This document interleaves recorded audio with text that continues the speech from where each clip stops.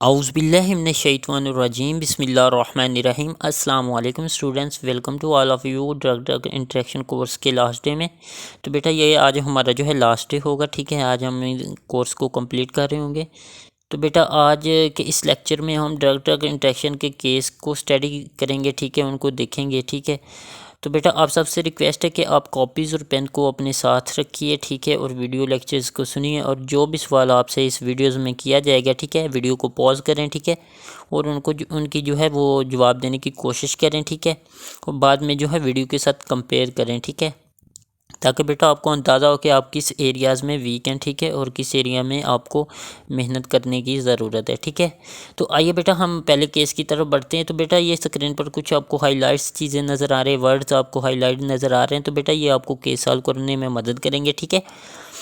तो उनका एज वो है इसमें, ठीक है, उनका जेंडर है, उनकी प्रीवियस हिस्ट्री है, ठीक है, अगर वो कोई दवा इस्तेमाल कर रहे हैं, ठीक है। तो हम ड्रग इंट्रैक्शन की बात करें तो बेटा हम देख सकते हैं फ्लैक्सानिड, एस्पाइरिन, सिम्वेस्टाटिन, डेल्टायाज़म, ठीक है, इस्तेमाल किया जा रहा है, ठीक है। और रेस्पिरेटरी इन्फेक्शन के लिए जो है क्लैरिथ्रोमाइसिन भी 5 दिन के लिए रिकमेंड किया गया है।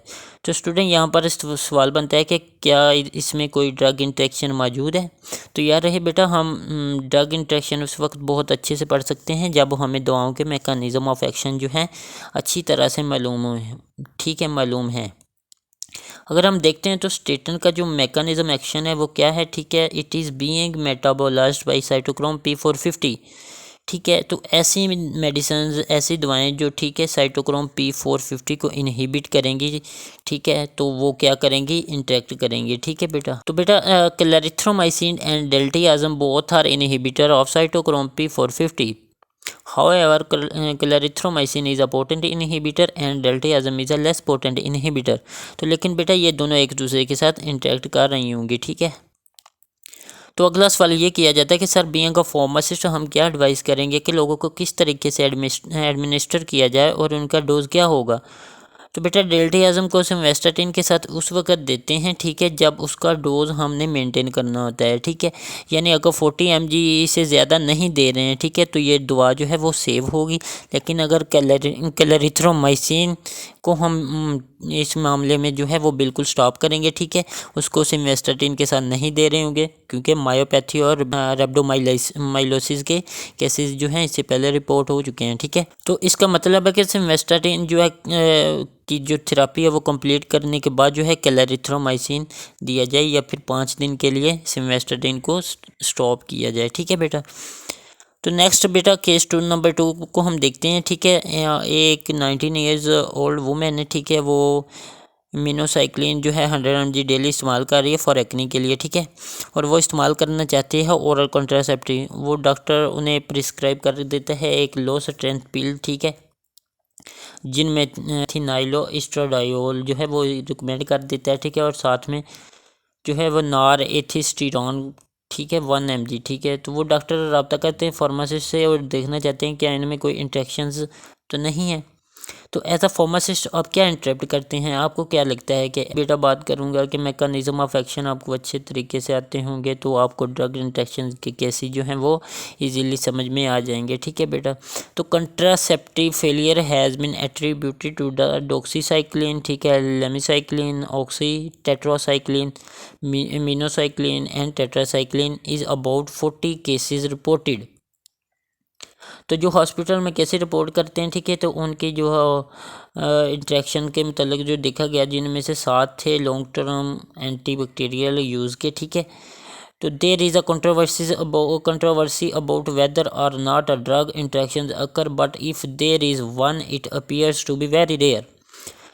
तो मेडिकल साइंसेज में बेटा जो डेटा हमें सपोर्ट कर रहा होता है, ठीक है, उसके मुताबिक there is no such drug interaction, ठीक है, between oral contraceptive and minocycline, ठीक है। तो अगर वो लेना चाहती हैं तो वो ले सकती हैं, ठीक है। तो बेटा केस नंबर 3 की तरफ जाते हैं। हम देखते हैं कि 40 years old man with the history of epilepsy is admitted to a hospital with tremor, ataxia, headache, abnormal thinking, ठीक है, and increase partial seizure activities, ठीक है। जो दवाएं प्रिस्क्राइब की गई उसमें फेनिटोन, क्लोंज़ेपाम है, ठीक है, फ्लोक्सिटीन है, ठीक है। तो it transpires that fluoxetine therapy had been initiated 2 weeks previously. तो बेटा ये साथ में ये भी देखा गया कि फेनोटोइन लेवल जो है वो 35 mg/लीटर हुआ है, लेकिन जब 4 महीने पहले चेक किया गया था तो वो था 18 मिलीग्राम। तो एक बार तो यहाँ पर बेटा कंफर्म हो गया कि फेनोटोइन का लेवल जो है वो डबल हुआ है 18 से 35। तो एक बात तो हमें इससे पता चल गई है, ठीक है। तो पहला सवाल स्टूडेंट जो हमसे किया जाएगा, what is the proposed mechanism of interaction between fluoxetine and phenytoin and how it should be managed. तो स्टूडेंट हमें ज़रूर मालूम होना चाहिए what is the mechanism of action, ठीक है। मैं उम्मीद कर रहा हूँ आप कॉपीज़ में कुछ लिख भी रहे होंगे वीडियोज़ पॉज करके। तो it is believed that fluoxetine inhibit the metabolism of phenytoin by inhibiting cytochrome P450। तो बेटा यही वजह थी कि फेनोटोइन का जो लेवल है इंक्रीज़ हुआ हमारी बॉडी में, क्योंकि उसका मेटाबॉलिज्म नहीं हो रहा था और बॉडी में अकोमुलेट हो रही थी, ठीक है। साथ में हमने एक और स्टडीज़ में भी देखा है कि प्लाज्मा जो फेनोटोइन का लेवल था उसको ऑब्ज़र्व किया गया, तो वो आफ्टर द स्टार्टिंग जो फ्लोक्साटिन है, ठीक है, 1 से 40 डेज़ तो वो उसे इंक्रीज़ कर रही थी, ठीक है। तो इसका मतलब है कि अगर आपको फ्लोक्साटिन देनी है तो आप फेनोटोइन के डोज को एडजस्ट करना होगा, फेनोटोइन का डोज कम करना होता है, ठीक है। या फिर हम ये कर सकते हैं कि पहले फ्लोक्साटिन की थेरेपी कंप्लीट कर लें, तो इस सूरत में भी हम प्लाज्मा लेवल को कम कर सकते हैं, ठीक है। तो बेटा नेक्स्ट केस की बात करते हैं। 42 years old women is an long term treatment of azathioprine 100 mg daily and bendroflumethiazide, ठीक है, 2.5 mg daily. The latter was discontinued after an episode of gout, but she had the further episodes over the following year. Her doctor considered prescribing allopurinol as a prophylaxis. सवाल यहाँ पर यह होता है बेटा, दवाई यहाँ पर आप देख रहे हैं एज अ थियोप्रीन है, ठीक है, उसके बाद बेंडोफ्लूमेथाजाइड है, ठीक है, उसके बाद एलोपिरिनोल है, ठीक है। क्या इन दवाओं में कोई इंटरेक्शंस मौजूद है? तो फिर बात रिपीट हो रही है बेटा कि हम मैकेनिज्म ऑफ एक्शन देखेंगे ड्रग का, ठीक है। तो वहाँ पे बेटा अगर हमारी एक प्लेलिस्ट भी इस चैनल पर मौजूद है मेडिसिन इंसाइक्लोपीडिया के नाम से, ठीक है। तो आप कुछ ड्रग्स वहाँ पे हमने डिस्कस किए हैं, लेकिन वो इंग्लिश में हैं, ठीक है। तो आप उनको देख सकते हैं, ठीक है। उनके मैकेनिज्म ऑफ एक्शन हमने डिस्कस, उसका रीजन, उसकी कॉमन डोज वगैरह वो सारी हमने डिस्कस की हुई हैं, ठीक है। तो आप वो उधर से भी आप जाकर देख सकते हैं, ठीक है। तो हम जानते हैं बेटा ये एजोथियोप्रीन जो है मेटाबोलाइज होती है हमारे लीवर में, ठीक है, किस में कन्वर्ट हो जाती है, मरकेप्टोप्यूरिन में, और फिर वो इनएक्टिव मेटाबोलाइज में कन्वर्ट होती है एक एंजाइम की मदद से, ज़ैंथिन ऑक्सीडेज। तो हम ये भी जानते हैं कि एलोपिरिनोल एक ज़ैंथिन ऑक्सीडेज इनहिबिटर है। इसका मतलब है कि अगर एलोपिरिनोल को इस्तेमाल किया जाएगा तो बॉडी में जो है मरकेप्टोप्यूरिन का लेवल जो है वो इंक्रीज़ होगा, ठीक है।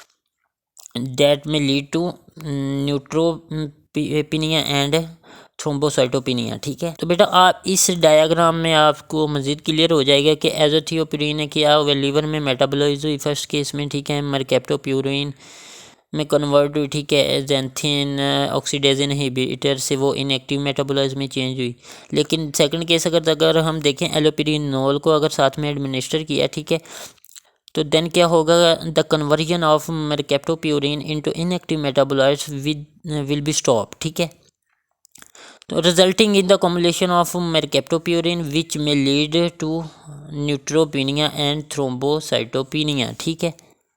तो आपको बातें क्लियर हो रही होंगी, ठीक है। लास्ट केस की तरफ बढ़ते हैं बेटा। 68 years old women is an long-term treatment with lansoprazole for gastroesophageal reflux disease and warfarin for atrial fibrillation. She is admitted with hematemesis, ठीक है। On direct questioning she also revealed that she takes various herbal medicine which contains chamomile, garlic, feverfew, etc, ठीक है बेटा।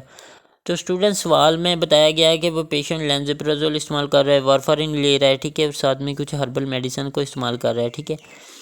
तो बेटा doctor जो history ले रहे थे वो बहुत इंपॉर्टेंट होती है एक फार्मासिस्ट के लिए, ठीक है। सवाल यहाँ पर पूछा जा रहा है कि क्या यहाँ पे कोई ड्रग हर्बल इंट्रैक्शन मौजूद है। ड्रग इंट्रैक्शन की तो बेटा हम बातें कर रहे थे, ठीक है। तो यहाँ पे केस चला गया ड्रग हर्बल इंट्रैक्शन की तरफ।